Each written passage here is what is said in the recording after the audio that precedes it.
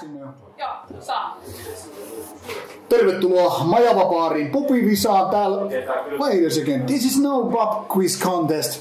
What we have here is Sargeist interview here in Tampere, Finland 2021 with these two not so fine gentlemen. You will find the fine gentlemen in the Horna interview we just did the same day. Okay, poor jokes off. Markus, welcome to the Rauta. Ville, I'm not gonna say welcome you again, you were already here. So guys, 2020 is now gone, but COVID is not gone. What's gonna be different this year? Nothing, I guess. Pretty much the same business. Looks like it, yeah. So what's going on with the Sargeist camp these days? It's been like a year, if I remember correctly, since your last release, give or take. Yeah, I think it was. Yeah, the latest release was like that was the Shitness Eve 1 year ago. Yeah, the EP Death Veneration. Yeah, that's correct. What has been going on in the Sargeist camp since that? How was your COVID year, so to speak? Well, you didn't see us on the stage. I think it was only one show last year, and that was in Moscow in January. So it's been 1 year already now. So that's basically it, actually. Like when it comes to live shows for Sargeist. And of course, we have a new album in the works, as well as one collaboration split recording that we're working on first. Well, it's been going slow, but I don't see any reason to be rushing things either way. We already discussed this a little bit in Horna interview, but it's going to be different regarding Sargeist. How do your songwriting take priorities when you're working with new material and creating the riffs and songs? How do you figure out, like, okay, now it's Horna's time, now it's Sargeist time, now it's something different? With Sargeist, it's actually very simple because all the material is based on being very atmospheric and melodic, and I have a certain way of using a lot of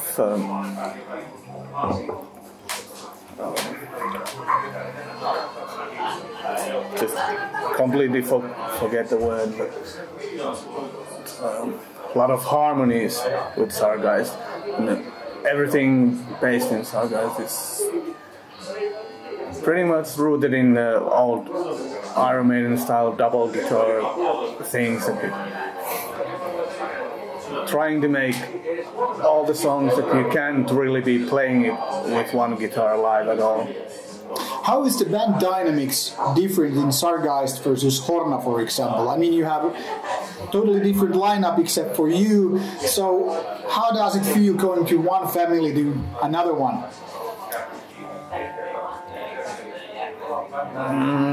Hard to say. The only thing I know is that I can rely on everyone, and that's enough for me. What about you, Markus? You also have your other ventures and other bands, some more or less active. How is Sargeist different from your other bands, and which one takes priority? That is a bit tough one to answer, because it's like to compare them. I don't compare, and I don't think, I don't think about these things on a daily basis. It's just like all of them has their natural flow, and but the most important thing, like in the background, is the 100% trust. That I can trust everyone. I don't have any kind of like concerns whatever we are doing. But to answer your question, Sargeist for sure is like, the highest priority, yes. Talking about priorities, songwriting versus live, which one is more important for Sargeist and why? I would say that playing live shows, because that's the only way to be in touch with the whole energy that we're looking for playing live, so that you're kind of reaching that trance point of going almost autopilot live. And it's basically the feeling that I'm looking for playing with Sargeist. What about you, Markus? Which one is more important to you with the band? They are equally as important, so I don't compare them. Like, they are completely different worlds for me. Obviously, I don't do any songwriting. I do just writing work when it comes to the lyrics, but they are completely different worlds. So I would say it's equally as important. You're known, especially with Sargeist, a certain kind of a ritual setup when you enter the stage. You're not just like, let's headbang and all that, but you bring quite a bit of equipment on stage. And at some point I remember reading that some of the stuff got stolen after a gig. What kind of importance these ritual items, or whatever you want to call them, what kind of importance they have for you? They have a significant meaning for me personally, and how I perceive life. Life is a ritual, like a lifelong ritual. When you're born, when you live your life, and when you die, it's all like a lifelong ritual, and everything you do is a ritual for me. So I don't care like when people are saying that like live shows and they refer them as rituals. But for me, everything is basically just one long ritual. So, and I don't remember. What was it like? That was in the tour, like when we were to US. Was it like Los Angeles when some of the stuff got stolen? But when we brought it up, like I think social media or something. That's where I read about it. Yeah, exactly. I guess like people got scared a bit, and everything was returned. So. Is there like any bad blood, or is it just taken care of by now? It's taken care of, and to be honest, we didn't even knew like who stole it, and so, and I don't fucking care. So it's all good now, and moving on. Yeah. How do you prepare for a live then? I mean, if it's more than just gig and just more than headbanging or banging your fists, how do you set your mind like? We go on stage, we're gonna perform, we're gonna do this. What it is for you? What needs to be done in order to get the special mood for Sargeist live? On a personal level, I just on average it takes like 1 hour to detach from this earthly realm, and I basically drift away. It's a sort of a stage where I go, and it takes like 1 hour, not going into the details, but sort of like, again, it's kind of a ritual that to detach from this world and to go into this, if you would say, like this trance kind of stage. What about you, Will? Do you have any special things you need to do when you embark for a live gig or tour? Not really, no. I used to think there was something, but through the years I've noticed there's nothing else to do than just go on stage and see if you're gonna reach that trance-like feeling that night or not. Some of the live shows obviously are kind of lame, that you never reach the point that you want, but most of the time I don't even sense the time passing. Sometimes it feels like you just started and it's already over. You once said, with a conversation with me, like, the only thing that matters or is some level of comfortable thing on touring and doing gigs is that the moment when you get on stage and everything else is just like waiting for that thing to happen again. Like 23 hours of full of boring shit, mandatory stuff and all that stuff, and then you have the magical moment. Do you still think that's true? Even more so. It's particularly annoying with all the airports and security checks and all that.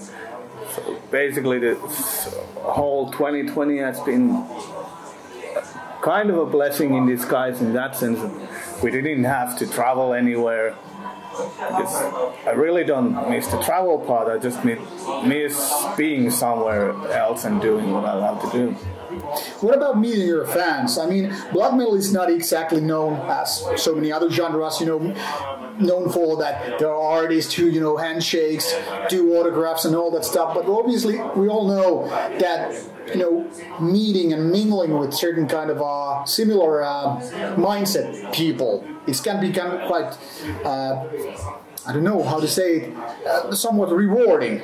Do you feel like you're connected to your audience, or is it just like the mandatory evil you have to have? Because obviously without audience there wouldn't be gig in the first place. How do you think about that, Markus? On a personal level, I'm really a private person when it comes to that. So I really don't miss, like, you know, I'm not like interested in mingling and socializing with people, to be honest. Of course there are some, like, you know, there are great people, of course, and I've met a lot of, like, and made a new friends also, like on the road, and still have them, and of course, but on a general level, no, I'm actually quite drawn back. So when it comes to touring and when it comes to like going on being on the road, I'm actually quite drawn back and not that interested in like socializing in that sense. And that's basically, that's also like my life in general, like how I live and where I live. It's like, for instance, this COVID shit and everything, it didn't basically change my life in any way.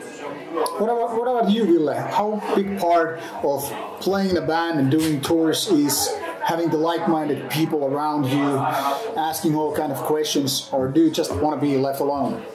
For me, it's the same as any social interactions. It just depends on the people. Some of them are straightforward, just a burden, and some offer great moments, great new friendships, and all that, but you never know how it's going to be. We talked about spirituality with the Horna interview, and talk about like how a big part of black metal is certain kind of a spiritual level. But now I'm going to do a little bit of a weird spin with this question. Earthos recently released an album talking about the spirit, the actual alcohol spirit, and kind of combining the what we know as a spirit of the mind with the booze. And why I'm asking is this: many people seem to be, if not misanthropes or antisocial people, but when you have enough amount of booze, and this applies to a lot of Finnish people, suddenly things become more social when you have the spirits included. Maybe sometimes recreational pharmaceutical products, maybe sometimes just the spirit, but how big part is all that other spirit related to your other kind of spirituality you find in black metal? How much this partying needs to be done, or is mandatory evil?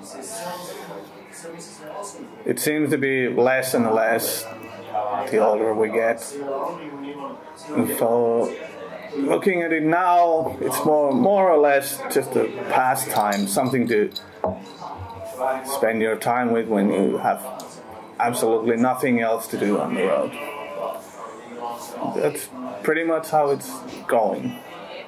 What about you, Markus? How do you spend your time on tours or individual gigs outside Finland?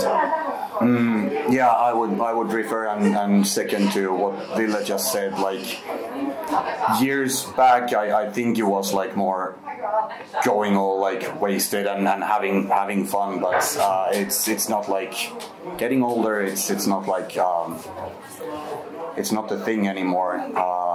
And how I spend my time during tours was that like, well, do you have something special you need to do or want to do? No, I'm really interested, like on a personal level, when it comes to like touring the world and seeing a lot of new places. Of course, like I'm very interested on a personal level to you know, explore the surroundings and the culture and the history of places and all that. And of course, like with the with the band members, we basically spend like 24/7. So that's also really important. But I guess that's pretty much it. How it goes. As a band, you're kind of like the second family. You have to spend a lot of time together, not only boozing, but also, killing the time, obviously. How often you get into certain kind of nasty situations like fights maybe, how you argue with each other because of getting tired or just general disagreement? Or is it just one happy family all the time? We fight all the time. How do you cope with it? The way I'm just putting up the lineups for my live bands is that I just don't take anyone in that I'm not comfortable with. And so far it's been working great for the past 20 years. There's no need to be fighting. Well, occasional drunk fights happen, that's with anything, but the way I see it, if there's any issues when you're sober, then we just talk them through and find solutions, but if there's no issues, everything is good. Talking about lineups, that is one of the biggest elephants in the room. Sargeist used to be for so long basically Horna and Beheksen guys, and suddenly half of the band kind of disappeared, moved some other ways. Care to enlighten us, the whole audience, and everything. What was the deal here? Because I mean, you didn't lose only the vocalist guy or the drummer guy, but suddenly like half the band, and then you also exited Beheksen. So what's the deal here? Down to it was just a simple choice of preference. With everyone getting older, having families, jobs, besides all the band activities, we noticed that especially the main guys in the band just didn't have the time needed to be doing both bands full on, so we just decided to split them up before we started getting into personal issues with it or started fighting with each other. And I like to think that it was the kind of the adult, sensible thing to do at that point, to just stay friends instead of ruining all the stuff or forcing it to happen. Talking about families, you all guys more or less have kids on your own, and that's part of the growing up thing to do. You have your own families, and then you have your own jobs, and then you have your own bands. How do you manage time? How do you manage to get all the pieces of the puzzle together? You always find time for everything that you're passionate about. What about you, Mark? Exactly, yeah. It's about priorities, and I don't even think about it. It's like a natural flow, and you do things like you feel important, and you just do things. So. How do your own families, I'm not talking about your moms and dads at this point, but how do your own kids and spouses, how do they fit in? How do they see your band? How like, hey, cool band, Dad? Or is it more like, ugh, I don't care? How is that? At least you have quite old kids by now. Yeah, it's hard to say. Quite obvious that my son doesn't seem to care shit about any kind of music. But then again, my daughter is going everywhere wearing Horner Sargeist hoodies and t-shirts and everything, so must be proud of it, I suppose. Could you imagine things like what some people like, for example, one of the Cavalera brothers had, like a generation thing going on, like dad and son playing the same band. Could you imagine something like that happening with your daughter, for example? You never know.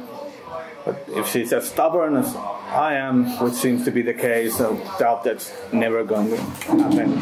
She's going to want to do her own thing, and that's the end of it.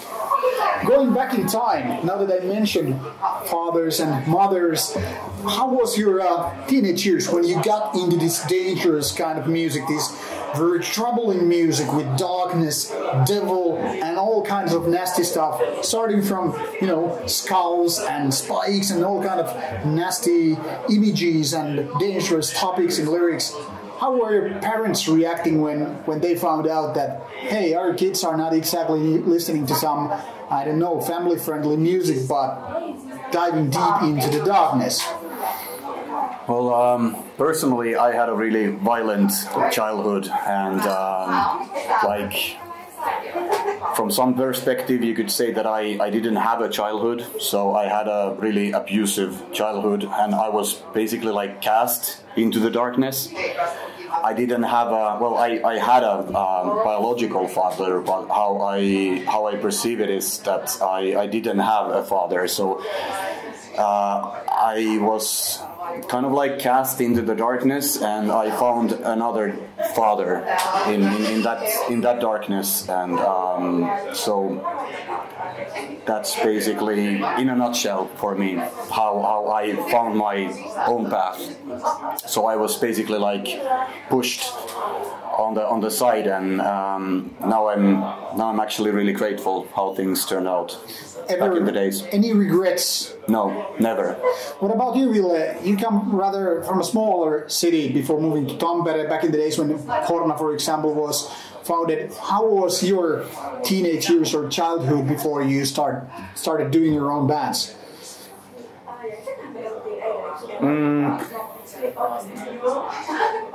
Nothing too special, I guess. But talking of the way parents reacted, just gonna say that my dad bought me my first guitar, just like most of the first LPs that I ever had. So he's in major part responsible of what I listened to and what I became anyway. So they've never been against what I've been doing. What about nowadays?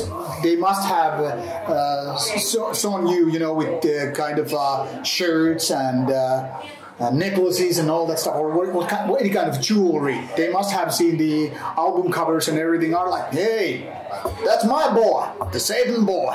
Or is it like, never see this happen? How things turned out? Seems to be the same supportive way as always before. And I know my dad has a full discography of all the band releases that have been done on vinyl only, of course. True vinyl maniac. Yeah. Talking about different formats, vinyl especially has been growing on for past couple of decades, becoming the big thing people need to own. But also nowadays tape. So it seems like first we are traveling from the vinyl and tapes to CD and digital age, and now we're going back. Any thoughts about tapes and vinyls having some kind of a renaissance now versus the days we had there between? Does it matter to you what kind of format is playing the music, or do you have certain kind of favorites?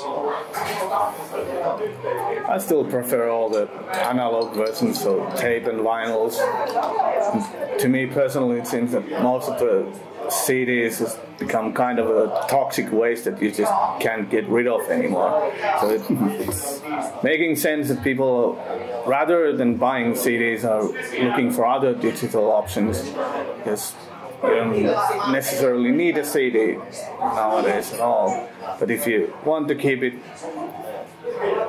kind of the old school way, of course you want the tapes or vinyls to listen to.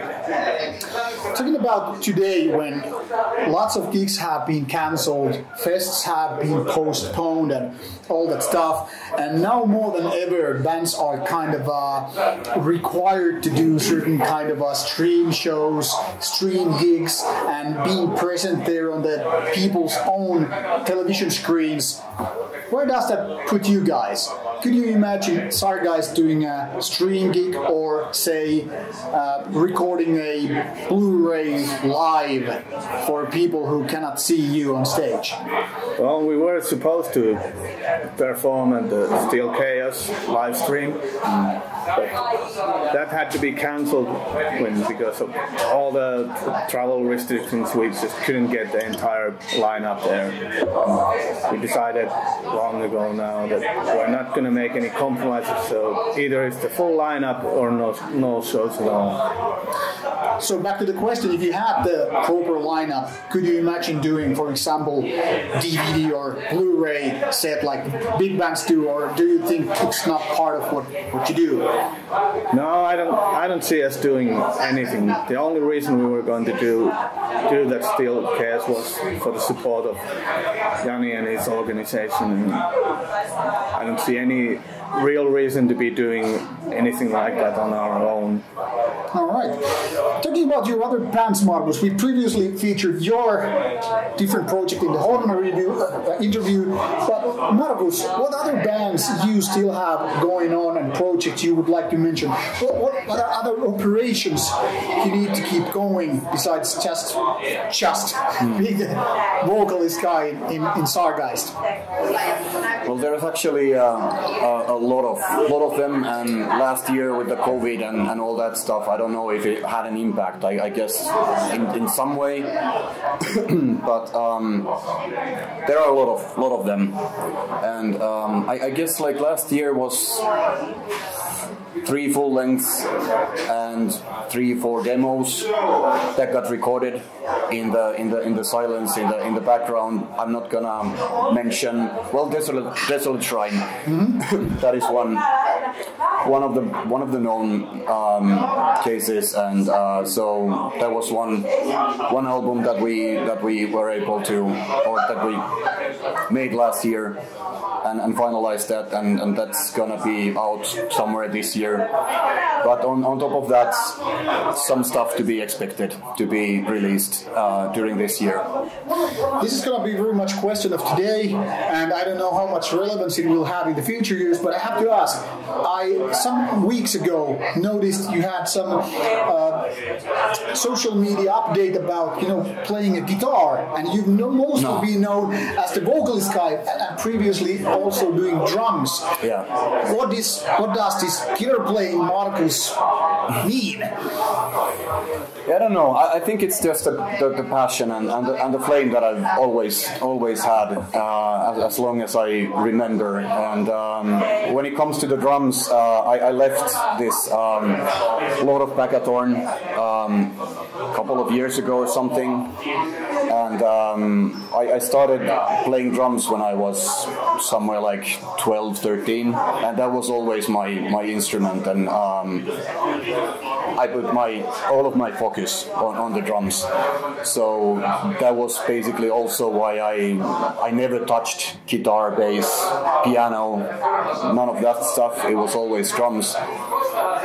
And now a couple of years ago, I don't know where it came. It just came out like that I've had enough with drums, and I don't find any passion with drums anymore. So I didn't find the thought of it at all. I was just like, okay, off it goes. I sort of like, I think I had this feeling that there was some kind of a void to be filled, and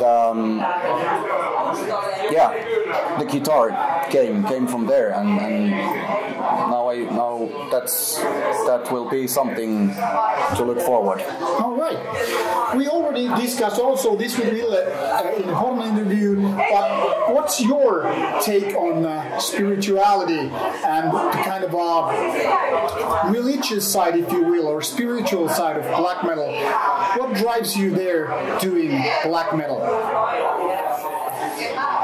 Yeah, well, I would say that as long as I remember, I've always worshipped darkness, devil. You could say I'm a devil worshipper, and the eternal flame that is there, like in the very core of darkness.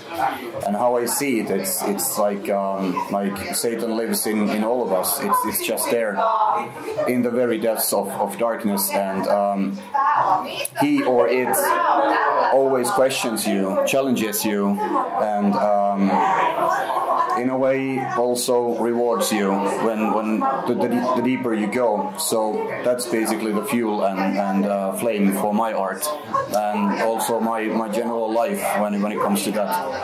Is it a real entity to you, or more like abstract concept, like Ville described it in Horna interview? Yeah, it's more like this primal force, and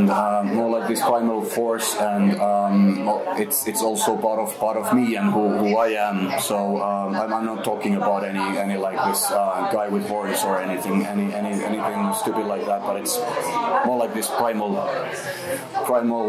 true force and true meaning in the depths. Yeah.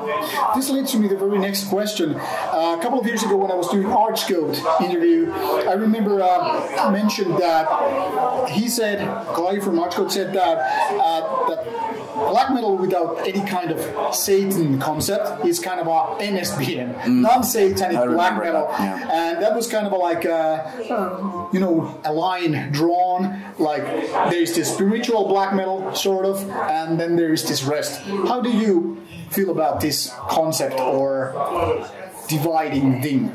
Well, without the spiritual side, black metal is just music. Which leads me to the very next question is, what does NSBM, which is also always seen as the political side of black metal and nothing really related to this concept of the devil, Satan, or spirits of darkness, if you will, the eternal flame, where does this NSBM belong in your opinion? Well, it's about your self-expression. Like on the other hand, I'm not interested in those elements, so to speak. For me, black metal is just the spiritualism, the devil worship, and then that's just end of sentence or like period.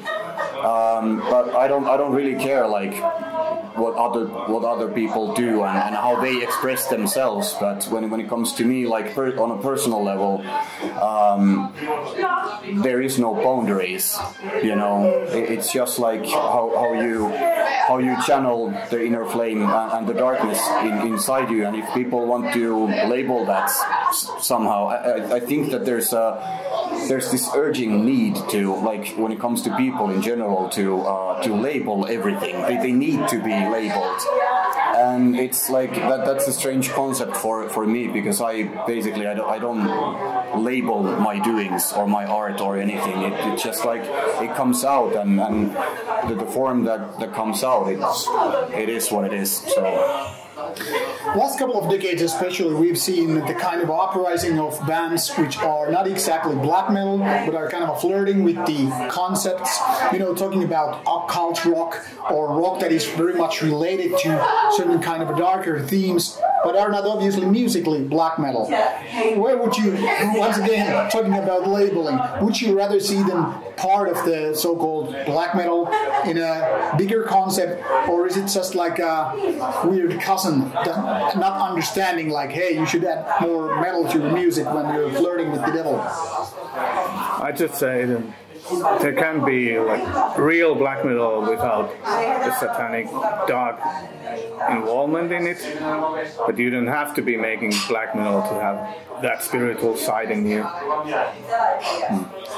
What other kind of music speak to you besides the obvious metal? Like, is there some weird bands or styles or genres you feel like it's very much resonating with you and inspiring you to get deeper into music and the ideas within?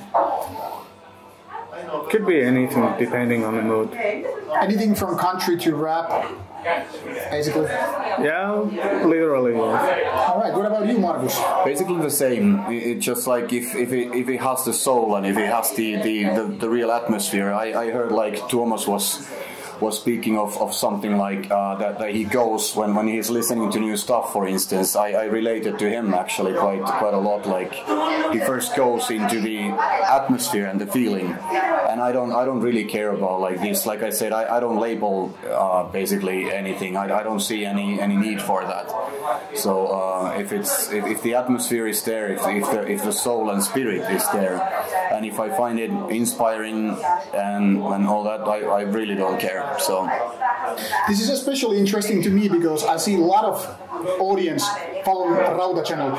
They're definitely more like saying like all kind of things about black metal, like that's the one true candle to light in the darkness. And lots of other genres is like don't bother because it's not black metal.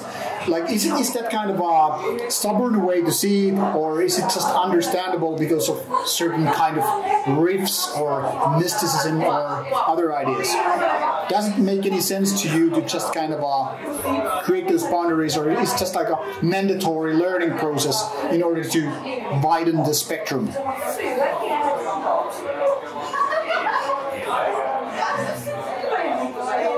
A question that made everybody silent. All right. That was a question. All right, let's take out our crystal ball and foresee into the future. What will happen in the next couple of years before our next conversation in the foreseeable future? What will be in the Sargeist camp? Say in 2021, 2022. Well, now we are working with a lot of new material, and there will be we've just started working with the drums and drum recordings. There will be a lot of new material, and already started with that. So. Yeah. Do you have any thoughts? And hopefully we get to play live again. All right.